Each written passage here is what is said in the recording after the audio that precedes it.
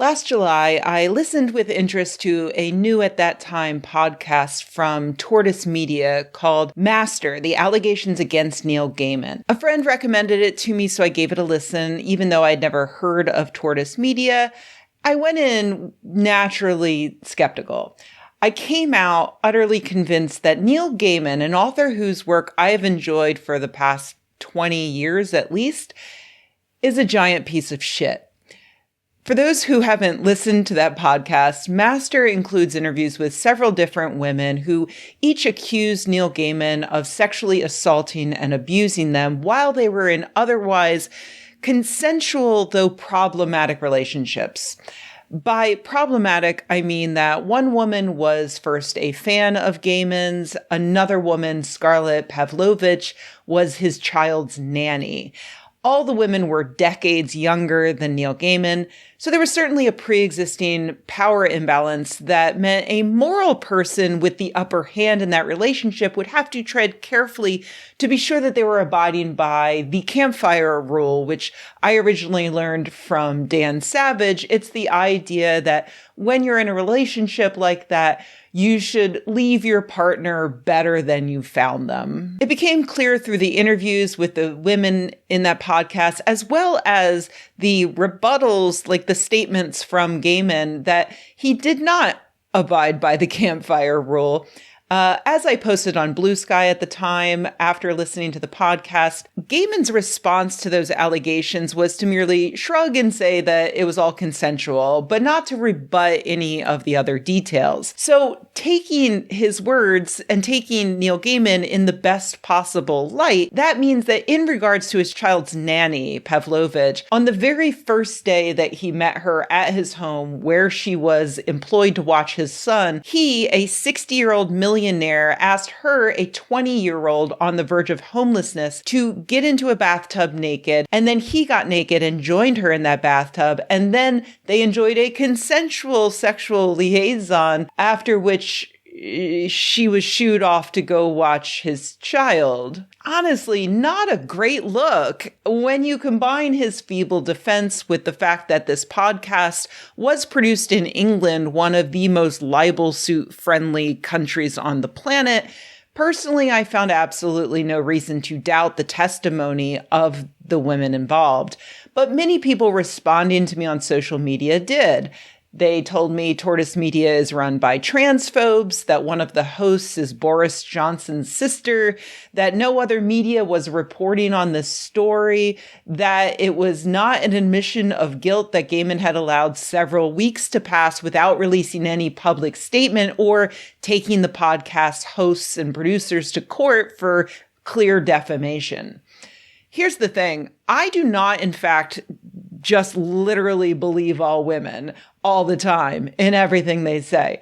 I think that we as individuals and as a society should take women more seriously than we do, should listen to women, and then should consider their claims within the context that they exist, to make a determination based upon the evidence we have and may not have, and at the end of the day, to simply withhold judgment if there is no preponderance of evidence or if making a hasty judgment could cause more harm than good. And that's why I felt confident posting on Blue Sky about my feelings on this case, because I gave Gaiman the benefit of the doubt, assumed that his response to the podcast was absolutely true. If so, even if these relationships were consensual, he still sucks. Even if these women are lying liars, if they're all just completely independent accounts that happen to match up in a lot of ways, if it's all just a coincidence that these women just happen to make up the exact same story of the same famous man violating their boundaries in remarkably similar ways, and they all just happen to tell a podcast with nothing to gain except for infamy and online harassment, even then, Christ, what an asshole Neil Gaiman is.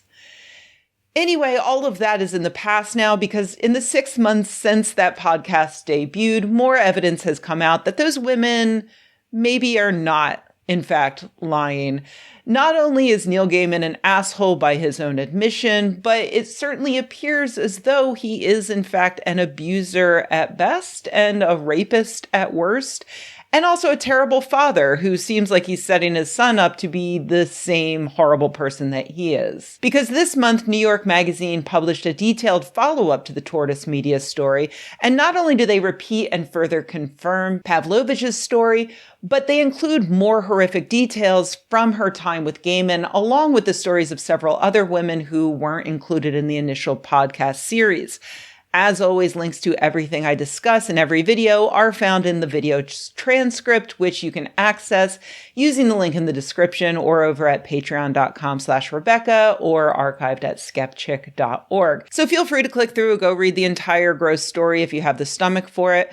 But it includes women saying that Gaiman insisted on BDSM practices with them without any of the safety protocols that BDSM requires, like even a safe word. And they also claim that he penetrated them without consent or even after they clearly and repeatedly stated no. Gaiman has responded to this piece with a short post acknowledging that he could have and should have done so much better.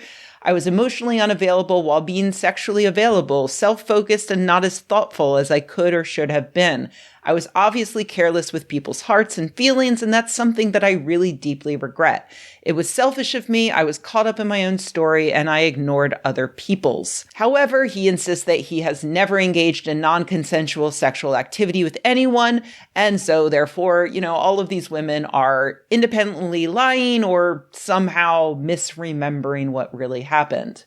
In the New Yorker piece, Pavlovich says that there were several times when Gaiman initiated sexual contact in front of his young son, fondling her while watching children's television together and even having sex with her in a hotel room while his son played on an iPad a few feet away. She says that the son started referring to her as a slave and demanding that she call him master, just like Gaiman apparently did repeatedly with many of the women in this story.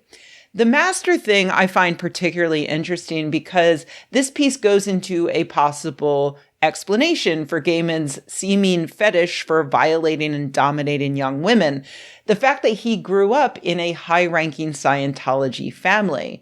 The Master, of course, is the title of the 2012 Paul Thomas Anderson film fictionalizing the story of the founding of the Church of Scientology.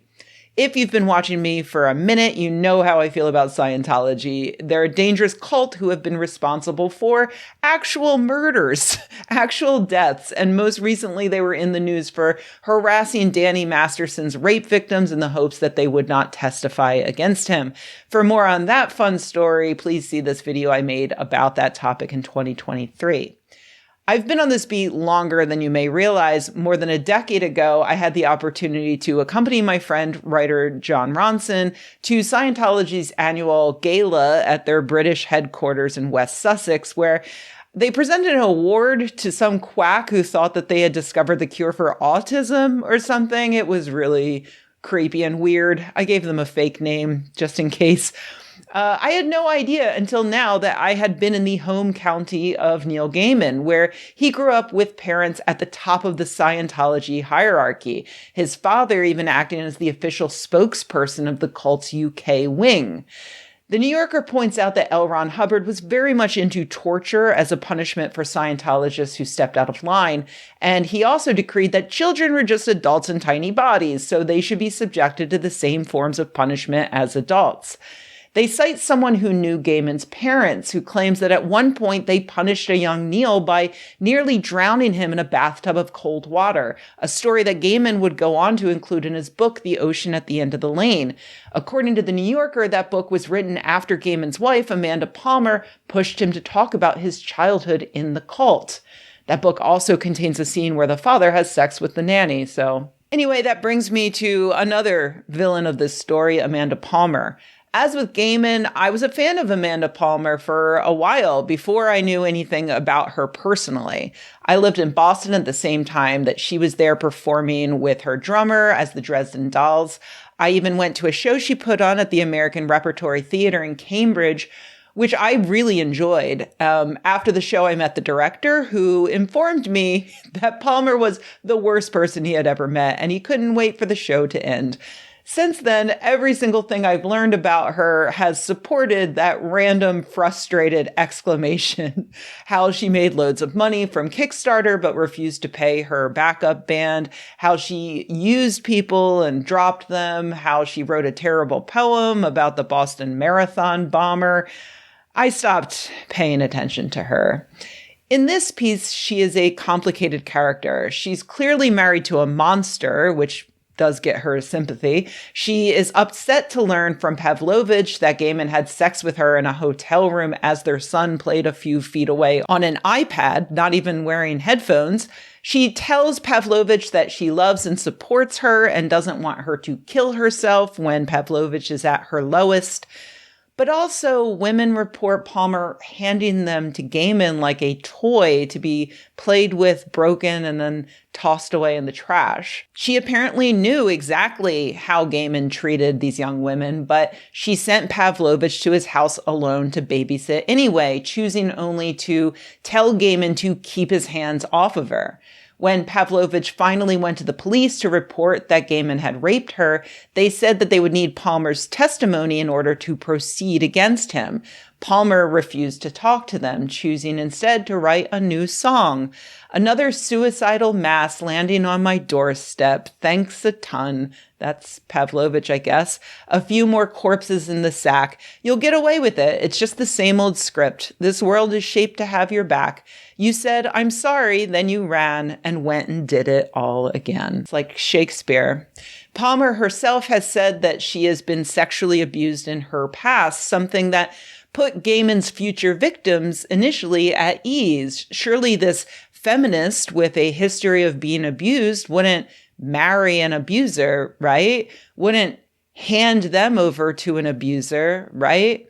But that's the unfortunate history for many victims of abuse. Many of them continue to end up right back in the hands of abusers. And in this case, it seems as though Palmer ended up as a victim who facilitated the abuse of others, or at least turned a blind eye.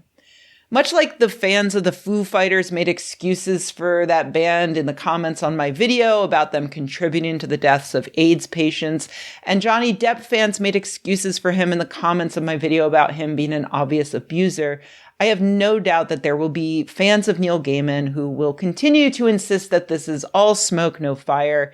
Maybe the New Yorker reporter is also transphobic or has some unsavory political connections. Maybe you can imagine some magical missing piece that would somehow explain all of this in a way that justifies Gaiman's documented behavior.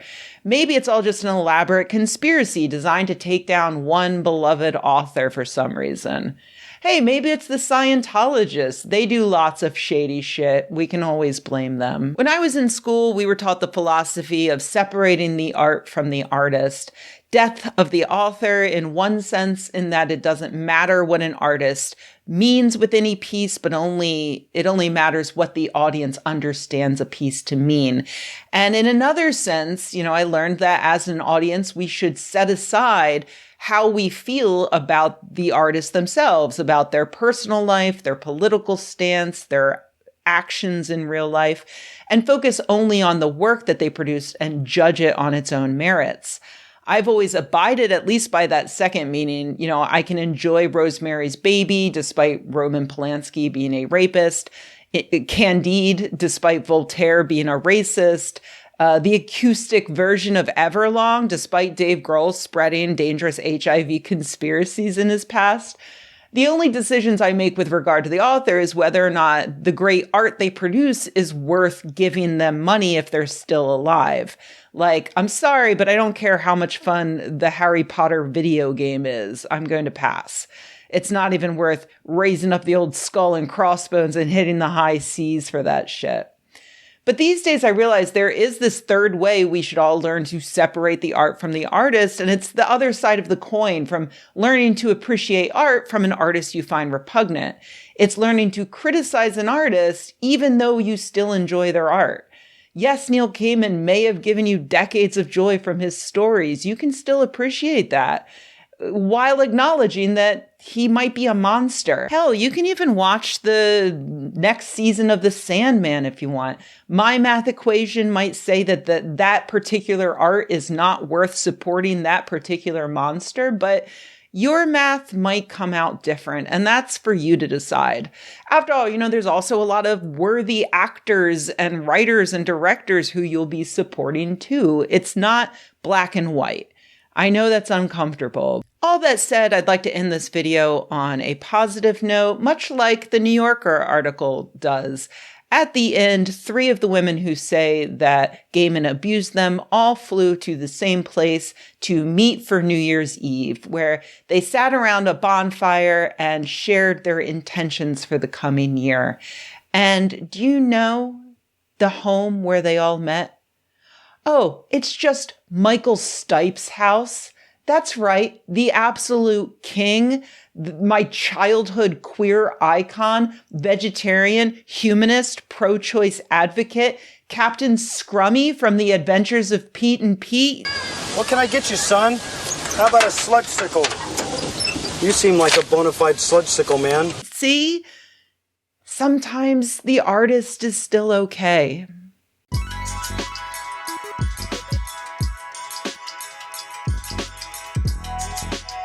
Hey everybody, thanks for watching. If you enjoyed this video, please give it a like. If you loved the video, please subscribe.